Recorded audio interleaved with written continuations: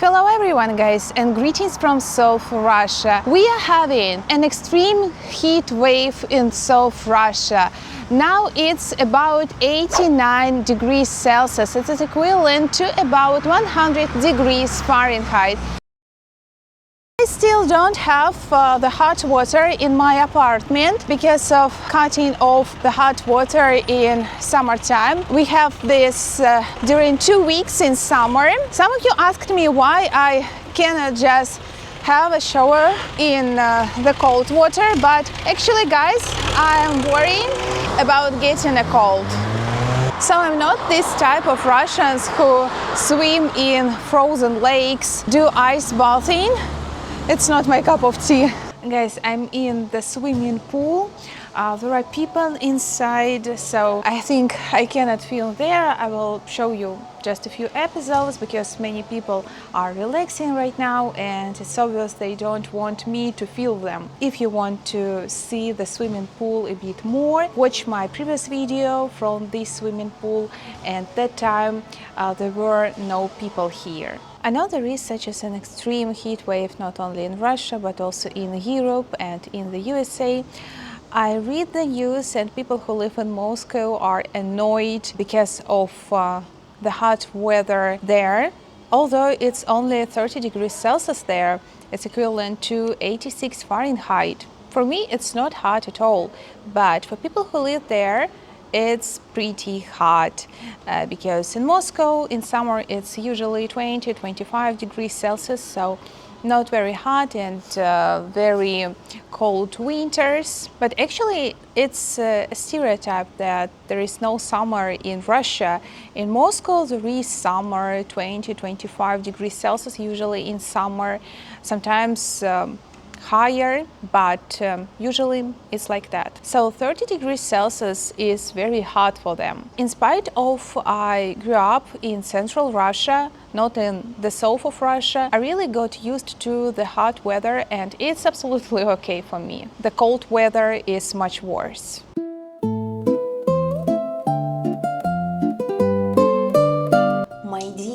In the comments you asked me what type of watermelon I buy in Russia, with seeds or without. As you may see, only with seeds. I bought it in the store with the veggies and fruits. It's very sweet, very tasty. I have already beaten the medium part. It's the most delicious. It's very nice. Of course, we have watermelons without seeds in supermarkets, but I personally never tried it. My dad tried and he said it's a bit tasteless. My dears, in today's vlog I also would like to discuss my source of income in Russia, money in Russia. I have already started sharing my career story in the other video when I shared how I lost my job in the international company after the sanctions, and also I promised you to share what happened with my lady boss after the accident. Watch that vlog if you haven't watched it yet. Some of my viewers supposed this story happened not long ago, but actually I said that it happened a few years ago. So to make it short, I don't feel bad because of it. It was a long time ago and a lot of different things happened after that. All of my life when I worked in companies as an employee, I worked with texts. At the beginning I was a journalist and author, and next I was an editor. When I was 18, it was my dream to publish a novel, and honestly guys, I still dream about it.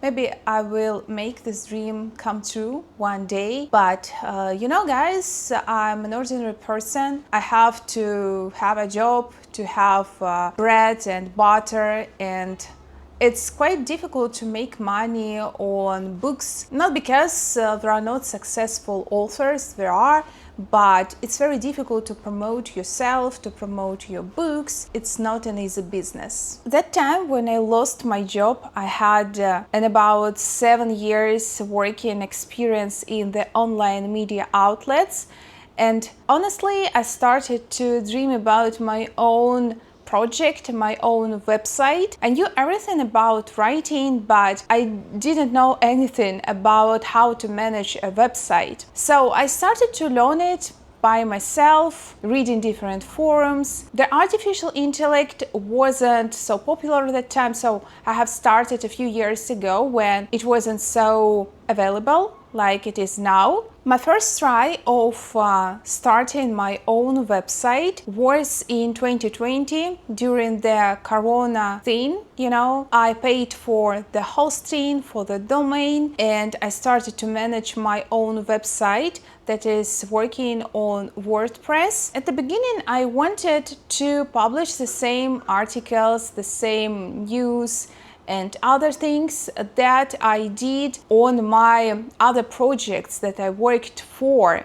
And it was mostly articles about culture, about cinema, some female stuff. I was pretty good at this and I had a lot of experience, and I thought that my website will be as much successful as projects that I worked for, but it was my mistake, it was my failure. I thought that it's possible, but apparently it wasn't, because in that niche there was a very high competition. So my website was abandoned for a few years because I honestly just didn't know how to work with it, how to achieve the right audience, how to get the audience, because my articles just got a few views and that is all. But when I lost my job a few years ago, I decided to give one more chance to my website, to try to promote it, to try to work on it, and to try to make this project successful.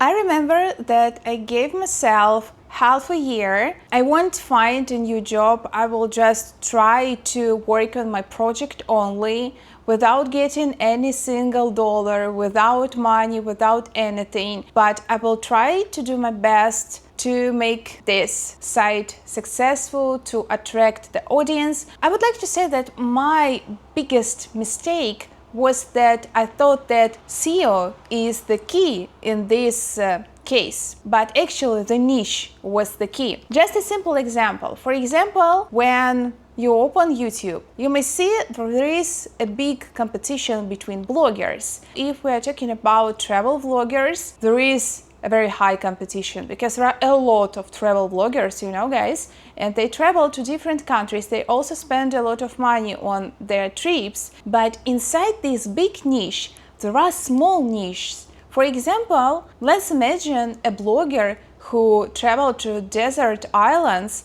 and try some survival vlogs there. So in this niche, there is small competition because there are very few bloggers who do this, or bloggers who travel to North Korea and make vlogs there. That time I didn't get it completely, but it was my biggest mistake because I just lost my time. I lost a lot of time just trying to work on SEO instead of trying another niche. Some people tell that when one door is closing, the other door is opening. And to be honest, I disagree with it. In some cases it works. For example, I don't think it's a good idea to run to a guy who rejected you. For example, for a girl, I don't think it's a good idea if a guy rejected you just to be annoying and to try to tell I love you, so it doesn't work. But in some cases, for example, when it comes to some business or jobs, it could work. One day I sat on my sofa and I had a question. Don't get me wrong, guys, it wasn't something illegal or strange, so just a normal question. And I googled it and I didn't find the answer. After that, I got, strange. Why no one published the information about this? That's strange, that's weird. Next, I did a small research about this and got that there is only 1 or 2 competitors in this field. I mean, websites on this topic. What did I do? I published an article on my website on this topic. And just believe me, guys, about after a day, my article started to grow, started to get views, and I was so happy. I was extremely happy. After that, I started to publish articles on these topics, or some closer topics too. And I had more and more articles on this field, and they got views. About after a month, I received my first money. It wasn't a big money, maybe $150 or something like that. And I was so happy that I earned this money using just my brain and nothing else. And I think that money was much more pleasant for me because it was difficult, but at the same time it was easy in some way because I didn't need to go to some job, to some office. Next month my project started to grow more and more.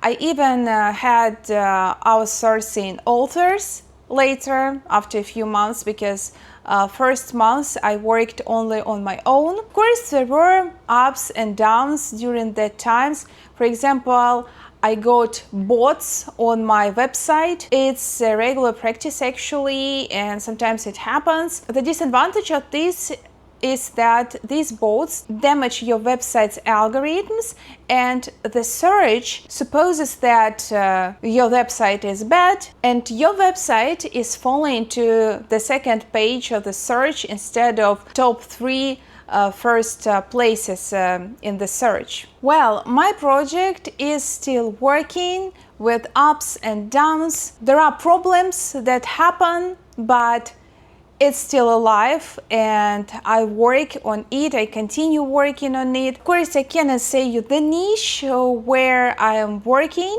but I should say that it's not about politics and it isn't something forbidden, just legal stuff. Surely, I also have my YouTube channel, but I started to grow it after, and my friend inspired me to continue publishing videos on my YouTube because I have started it long time ago, but next it was abandoned. And what happened with my lady boss from the story that I shared in my other video about my work experience. 1.5 years ago, after I left that company, I knew that that woman also left the company.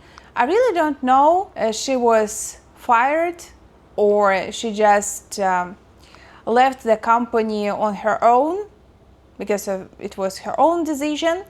But anyway, she left after working like 6 years or even more there. I think there was some important reason to leave that place. And also I knew that she divorced with her husband. I'm not feeling happy because of it or so. No, guys, I don't have bad intentions to my former lady boss. I wish her all the best because if not her, I wouldn't start my own business. I wouldn't continue publishing videos on YouTube either. Probably I would just continue to work for that company, and that is all.